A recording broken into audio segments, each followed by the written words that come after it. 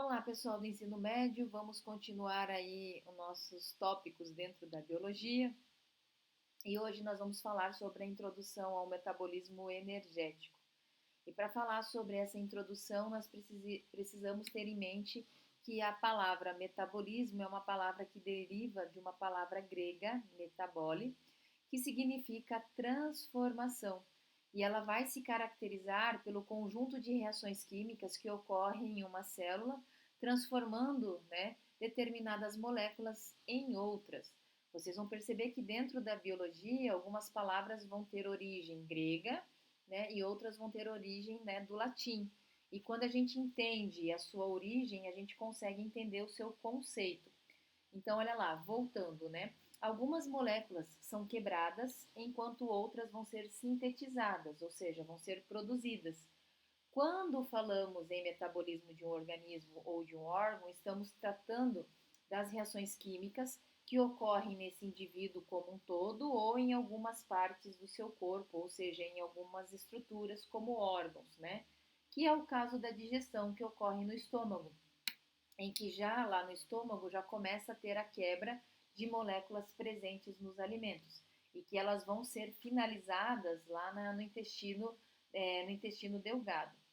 Aí nós temos um outro tópico chamado energia para o funcionamento dos seres vivos. Quando a gente fala de ser vivo, lembrando, a gente tem que levar em consideração que os seres vivos são classificados em 5 reinos: reino monera, reino protoctista, reino fungi, reino plantar e reino animal. Tirando os vírus, o resto vai ser tudo ser vivo. E aí, quando a gente fala de ser vivo, a gente tem que lembrar que esse metabolismo, essa energia, ela pode ser gerada através de uma reação anabólica, ou seja, do anabolismo, ou de uma reação catabólica, ou do catabolismo. O anabolismo, na verdade, é uma reação de produção de moléculas e o catabolismo é uma reação através da quebra de moléculas. Então, a gente tem diferença.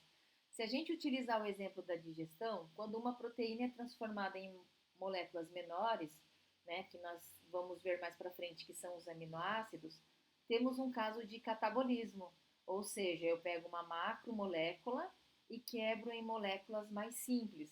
Isso aqui faz com que a quebra dessa macromolécula libere energia, Esses aminoácidos, que são estruturas mais simples, são absorvidos no intestino e pela circulação sanguínea são levados aí para as células de todo o nosso corpo, Agora, quando essas células utilizam esses aminoácidos para sintetizar, ou seja, estruturas simples, e vão produzir estruturas mais complexas, que fazem parte da estrutura de uma membrana plasmática, por exemplo, elas estão realizando, uma reação anabólica, ou seja, estão realizando um anabolismo. Então, eu posso entender que o anabolismo é onde ocorre, a união de moléculas simples na presença de uma energia que vai ser absorvida pelo ambiente. Eu vou produzir moléculas mais complexas. E quando eu parto de moléculas complexas, eu libero energia e produzo moléculas simples, eu estou falando de uma reação catabólica. Então, no caso das reações de estruturas simples para produzir estruturas mais complexas, essas moléculas pequenas são utilizadas para a formação de moléculas complexas. Então, ocorre o que? A absorção da energia. Um exemplo de anabolismo que acontece é a fotossíntese, processo em que ocorre a absorção de energia luminosa, água, que é um elemento simples, e gás carbônico para a formação do que? Da glicose, que é uma estrutura mais complexa, e do oxigênio.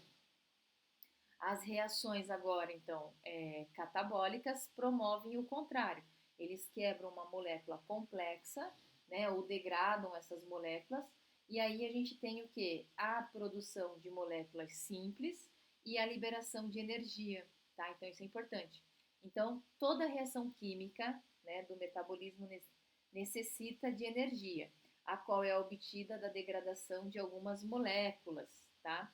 Orgânicas por meio de 2 processos. Então, para ter essa energia, a gente tem que produzir, a gente tem dois processos para produzir essa energia. Ou é a respiração celular, que eu vou precisar do oxigênio para quebrar a glicose, ou a fermentação, que eu não preciso do oxigênio para quebrar ou degradar a molécula de glicose. Então vamos entender a diferença entre elas, né? Quando a gente fala de fotossíntese, que é esse exemplo que aparece aqui para vocês, a palavra fotossíntese, ela significa produção através da luz ou síntese através da luz. Então, os seres vivos precisam de luz para produzir o seu próprio alimento, né? Se a gente parar para prestar atenção, de forma química, a fotossíntese é um processo de produção de matéria orgânica, ou seja, a glicose, a partir do gás carbônico e da água. Ela utiliza a energia luminosa para poder liberar o oxigênio. Então, isso aqui a gente já resumiu o que seria a fotossíntese. No caso dos organismos eucariotos, que são aqueles organismos mais complexos que apresentam, né, várias estruturas dentro da sua célula, a fotossíntese ela é realizada dentro de uma organela chamada cloroplasto. E aí dentro dessa organela a gente vai ter o quê? Vai ter um pigmento chamado clorofila. Este processo ele pode ser considerado o principal mecanismo energético que possibilita então a existência de todos os seres vivos.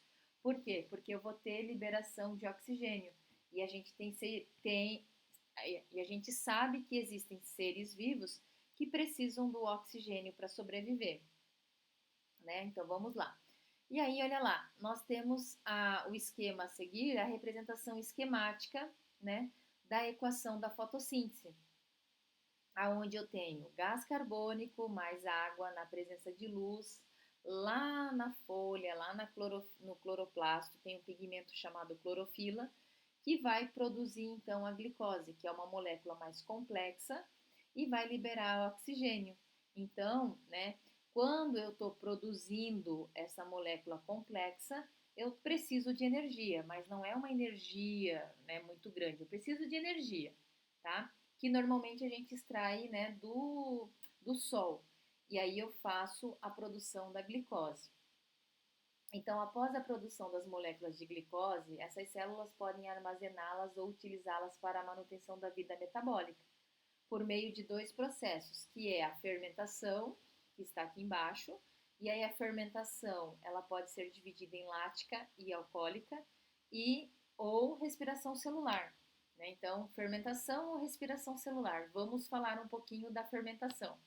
A fermentação é um processo que não precisa do oxigênio, então é um processo anaeróbio, né, que ocorre aí sem a utilização do oxigênio, capaz de degradar, ou seja, de quebrar essa molécula e liberar energia. De acordo com o tipo de substância produzida neste processo, a fermentação ela é classificada em fermentação lática, que é produzida pelas bactérias e células musculares, é capaz aí de degradar uma molécula de glicose e liberar o ácido lático e a energia. Este processo, então, ele é muito utilizado para a fabricação do quê? De iogurtes, coalhadas e queijos. Então, quem produz queijos, quem produz iogurtes e quem produz coalhadas, realizam uma fermentação lática. Já no caso da fermentação alcoólica, ela é realizada especificamente por leveduras. Leveduras são fungos capazes, então, de quebrar esta molécula de glicose e liberar o gás carbônico, a água, né, e a energia. Tudo isso que contribui para o funcionamento da célula.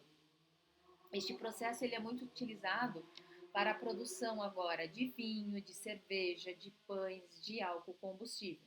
Então, a diferença entre a fermentação lática é porque ela é feita por bactérias, né? A fermentação alcoólica é feita por fungos, certo? Aqui eu vou ter a produção do ácido lático e aqui eu vou ter a produção do álcool. Aqui na fermentação lática é para a produção de iogurtes, para a produção de coalhadas e de queijo.